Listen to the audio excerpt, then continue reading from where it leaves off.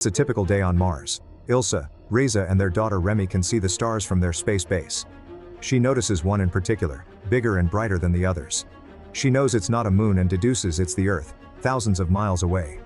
The family spends their days doing manual labor in the base, attempting to survive the planet's arid environment with few resources, but with the advantage of having terraformed at least a portion of the region, allowing them to walk freely outside. A time-lapse shows Ilsa calling Remy, who is fleeing to look for her missing father in the vastness of the horizon. Remy and her mother are in math class when Reza appears unexpectedly, looking agitated from his reconnaissance trip. Nonetheless, he goes to wish his daughter a good night, knowing that her suspicions about strangers nearby are valid. Reza tries to calm her down by telling her that they are the only humans on the planet, but she doubts him. At a late-night family gathering, Remy asks her father if he has ever seen animals, as well as why they traveled all the way to Mars. Reza simply states that he hasn't seen any animals, that Earth isn't what it used to be, and that the red planet will someday be as good as their former home. The next day, Remy senses something in the distance and rushes into the living room, where she discovers "Leave" written in red paint on the windows. When her parents find out, they panic, with Reza even pulling out a gun to defend themselves. They spot at least 3 people pretending to be 6 but are unable to see them. They spend the rest of the afternoon cautiously, wondering if their barnyard pigs are all right. Remy, moved by uncertainty, decides to investigate, discovering an unprotected piglet, their only living creature thus far. Ilsa notices this, and when she summons her daughter, a couple of strangers appear at full speed, attempting to take the girl, but Reza intercepts them and shoots them head-on to save his child. Just as another enemy was about to kidnap Remy, Ilsa arrives and attacks the stranger until she is unable to stand up. Everyone flees for cover as the bandits open fire from afar. The girls make it inside, and with Ilsa's assistance, Reza fires a shot at the final enemy, wounding him in the leg. The father departs to inspect, while the mother investigates the bodies alongside the girl. It is possibly Remy's first encounter with a human being other than her parents, and to her dismay, it is a dead body. They wait for Reza until dawn, fearful that a stranger will have attacked him far away. They even hear gunfire at one point, fearing the worst. The lights go out after a spontaneous trip to the bathroom, and they are left in the dark for the remainder of the night. When Ilsa awakens, she arms herself with a machete to inspect, but she and Remy are surprised when a wounded man breaks into their home. It's the same man from yesterday who claims that the family has no right to be there because the property was originally owned by his parents before they were taken away. After many years and several difficulties, the man is able to reclaim his home and allows Ilsa and her daughter to stay on the condition that they do not cause any trouble. On the contrary, he will deal with Ilsa while leaving her daughter alone with him. However, they reject the proposal and flee, seeking refuge near the central base. Ilsa seizes the opportunity to enter the kitchen when the man is caught off guard, ambushing him with whatever she can find. When the man enters, he realizes Ilsa's plan and subdues her, receiving a new wound to the leg. He asks her to grant him 30 days off from assassination attempts because he has big plans for the station. He really wants to reactivate the place and bring out its true potential for a better life not only for himself, but also for the girls. Ilsa's only condition is that Reza be properly buried, which clarifies his death. He grants them this, burying Reza in a nearby mountain alongside the man's former comrades. Ilsa and her daughter begin to live with the mysterious man, who remains suspicious of them. Despite this, Remy keeps an eye on the man, who possesses a vast array of weaponry, and when she has the opportunity to go through his belongings in secret, she discovers a drawing of a woman, the same one her mother fought to protect her the previous day. She takes the drawing and keeps it to herself. In the evening, the man informs Ilsa that he has improved the station, and that they can now use the faucet system, which they previously could not. Not only that, but the next day, a small box-shaped robot begins to function, which Remy adopts and names Steve, becoming her first mascot and friend. After dinner, the man introduces himself to Ilsa as Jerry and begins a conversation to establish trust. In turn, she tells him that her father took them into the place rather than forcing them to.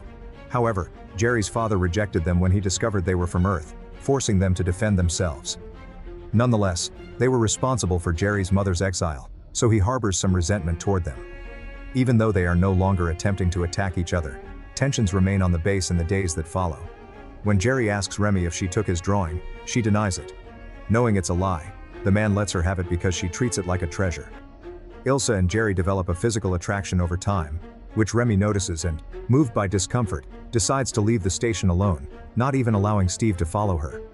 Her plans are cut short when she encounters a force field that acts as a barrier marking the limit of the habitable perimeter, causing Remy to obfuscate, and she eventually abandons her plans. However, she discovers a massive door that leads to a dark corridor. Remy enters, unsure of what she will find, and the door closes behind her before she has gotten very far. She moves forward with the help of a flashlight ball, but when a light at the end of the tunnel appears in the distance, Remy passes out from the pressure and lack of oxygen. Jerry rescues her and she wakes up in her bed next to her mother at home base. Jerry and Remy speak, and he informs her that there are only rocks and dust beyond the barrier. He claims to have returned from the war, and that the artificial atmosphere they created is gradually leaking out into space, and that the sooner she accepts this, the better off she will be. Remy marks the days with dust in a mirror, and it's been a month since she lost her father. Her mother tries to console her, but it doesn't seem to help much. The next day, Jerry finds a guitar and requests that Ilsa play a song. Remy goes to the greenhouse out of sadness after hearing her mother sing. In there, she admits to her mother that she despises her for pretending everything is fine. Jerry drops his gun in the kitchen, allowing Ilsa to confront him. However, she later discovers that the gun contains no bullets, rendering it useless, so she decides to go get something else sharp to protect her daughter. Inside, the two adults struggle to keep the girl out of sight, but when Jerry emerges seriously injured, Remy flees. Jerry intercepts her and asks her to stay with him, but only until it is safe for her to enter the base, so she does not discover her mother's body. Ilsa is buried on the same mountain as Reza and the other humans, leaving her daughter in the care of Jerry, who promises not to harm her. Years pass, and the two now live in relative harmony, improving the central base and surrounding area to the point where there are more pigs, chickens and vegetables, as well as bringing vegetation to various parts of the territory. Remy, a young adult, meets Jerry at an artificial pond, where he encourages her to try it before leaving her alone. She does so at night, diving in for the first time, and after sharing some alcohol with Jerry, they return to the house, where Jerry surprises her with a gift. Jerry made a drawing of her mother while waiting for Remy to mature a little more so that details would not be lost. Jerry consoles the girl after she begins to cry. However, he takes advantage of the situation and kisses her, leading to her rejection. The atmosphere between the two is becoming increasingly tense. Jerry wants to get closer to begin a possible repopulation, which he believes is absolutely necessary, but Remy flatly rejects the idea, not caring if they are the last humans in the universe. The two disagree, and Jerry asks her to reconsider his proposal. Steve attempts to cheer Remy up with a ball game, but she refuses to play and retreats to her room. Thinking she is safe, she finds Jerry inside, holding Remy's oxygen mask, which she will eventually use to escape the barrier. Jerry becomes enraged and flees with the mask, but Remy tries to reclaim it so she can go outside and see the truth for herself, even though Jerry claims there is no one else out there. Jerry causes her to fall and accidentally smashes her head on the floor with a valve during their struggle. Jerry is surprised to discover that Steve the robot was the only one who witnessed the event. Remy wakes up with a wound on her head and realizes she's tied up with Jerry on top of her. He tries to calm the situation, but the girl is distraught. He tells her that there is still hope for humanity, but the girl reacts negatively, hyperventilating and struggling on the bed. Jerry apologizes, stating that he dislikes doing such things as well and that everyone else is forcing him to do so in order to survive. Jerry becomes so desperate that he threatens her if she does not calm down. While the girl becomes increasingly desperate, she remains silent from now on, fearful of what may happen.